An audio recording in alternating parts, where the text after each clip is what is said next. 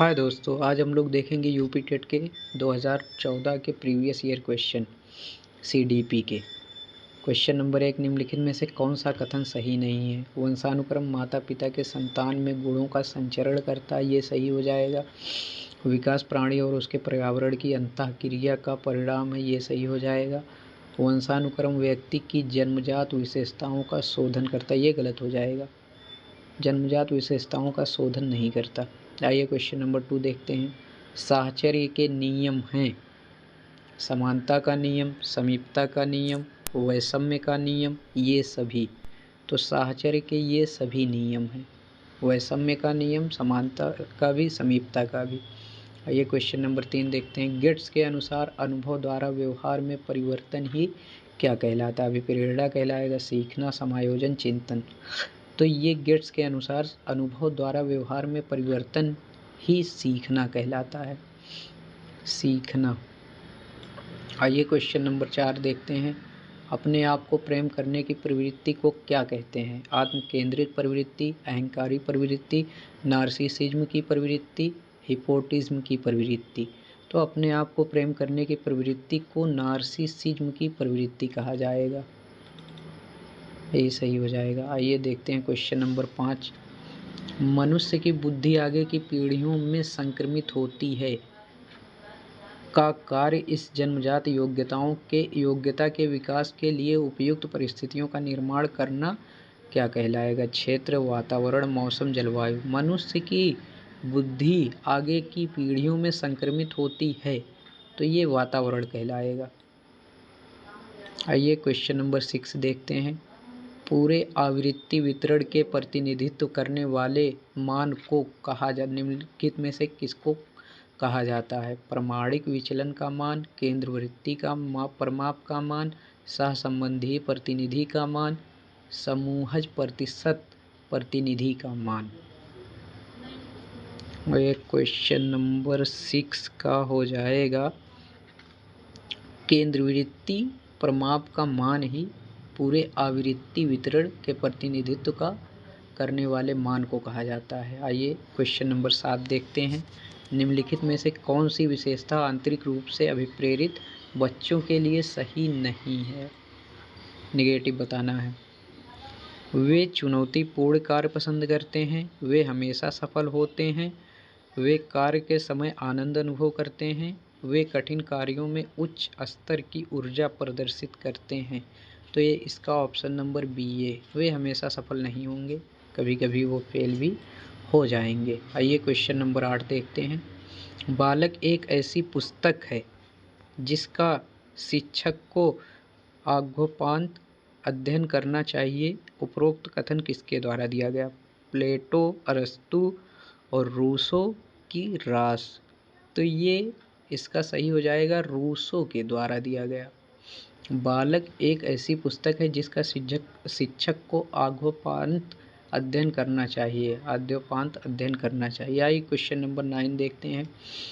बाल मनोविज्ञान के अनुसार शिक्षा के क्षेत्र में मुख्य स्थान है बालक का, अभिभावक का, अध्यापक का या प्रशासक का? इस क्वेश्चन का आंसर बताएं। बाल मनोविज्ञान के अनुसार, तो ये तो सभी लोग जानते हैं कि बालक का ही होगा बाल मनोविज्ञान के अनुसार, क्योंकि शिक्षा बाल केंद्रित है। आइए क्वेश्चन नंबर 10 देखते हैं। सामान्य से विशेष की तर्क की प्रक्रिया, सामान्य से विशेष के तर्क की प्रक्रिया निम्नलिखित में से कौन सी पद्धति में है? आगमनात्मक, निगमनात्मक, ए और बी दोनों, और इनमें से कोई नहीं। तो ये निगमनात्मक, पहले नियम से फिर नियम से फिर उदाहरण की तरफ जाया जाता है। और क्वेश्चन नंबर 11, बाल्यावस्था की प्रमुख मनोवैज्ञानिक विशेषता क्या है? पर निर्भरता, सामूहिक की भावना, धार्मिकता, अनुकरणात्मक प्रवृत्ति का अभाव। क्वेश्चन नंबर 11 का हो जाएगा सामूहिकता की भावना। बाल्यावस्था की प्रमुख मनोवैज्ञानिक विशेषता यही है। ये क्वेश्चन नंबर 12 देखते हैं। किशोरावस्था में संवेगों की तीव्रता किस प्रकार प्रकट होती है? संवेगों की तीव्रता किशोरावस्था में प्रतिकूल पारिवारिक संबंध, व्यवसाय की समस्या, नई परिस्थिति के साथ समायोजन, उपरोक्त सभी। तो ये सभी हो जाएगा, प्रतिकूल पारिवारिक संबंध भी, व्यवसाय की समस्या भी और नई परिस्थिति के साथ समायोजन भी किशोरावस्था में हो जाएगा। आइए, ये तो बहुत इजी हो जाएगा। क्वेश्चन नंबर 13, 140 से अधिक बुद्धि लब्धि वाले बच्चों को किस श्रेणी में रखेंगे? मूर्ख, सामान्य, मंदबुद्धि, प्रतिभाशाली। तो ये इसका ऑप्शन नंबर डी, उसको प्रतिभाशाली कहा जाता है। आइए क्वेश्चन नंबर 14 हम लोग देखते हैं। सृजनशीलता मौलिक परिणामों को अभिव्यक्त करने की मानसिक क्रिया है, ये कथन किसके द्वारा दिया गया? सृजनशीलता मौलिक परिणामों को अभिव्यक्त करने की मानसिक क्रिया है। Crow and crow, James Drever, Ross, Skinner, किसके द्वारा दिया गया?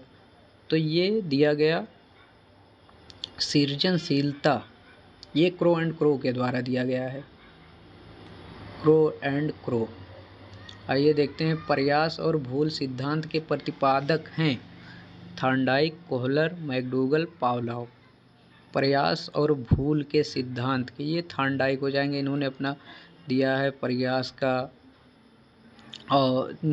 का सिद्धांत, इन्होंने 3 सिद्धांत दिया है। आप लोग कमेंट में बताएं वो 3 सिद्धांत कौन कौन हैं। आइए क्वेश्चन नंबर 16, सीखने के पठार के निराकरण के लिए क्या नहीं करना चाहिए? सीखने के पठार के निराकरण के लिए सीखने वालों को प्रेरित और प्रोत्साहित करना चाहिए, सीखने की अच्छी विधि का प्रयोग करना चाहिए, उसे दंडित करना चाहिए, इनके कारणों को अध्ययन करना चाहिए। तो ये इसका ऑप्शन नंबर 16 का ऑप्शन नंबर यही सी सही हो जाएगा, उसे दंडित नहीं करना चाहिए भैया, ये निगेटिव है। आइए क्वेश्चन नंबर 17, जिस वक्र रेखा में प्रारंभ में सीखने की गति तीव्र होती है और बाद में ये क्रमशः मंद हो जाती है, उसे कहते हैं उन्नतोदर वक्र, नतोदर वक्र, मिश्रित वन रेखा, वक्र रेखा नहीं होती। क्वेश्चन नंबर 17, उसे क्या कहेंगे? तो उसे उन्नतोदर वक्र रेखा, यही कॉन्वेक्स कर्व। क्वेश्चन नंबर 18, वैयक्तिक भिन्नता का क्या अर्थ है? दो व्यक्तियों में शारीरिक भिन्नता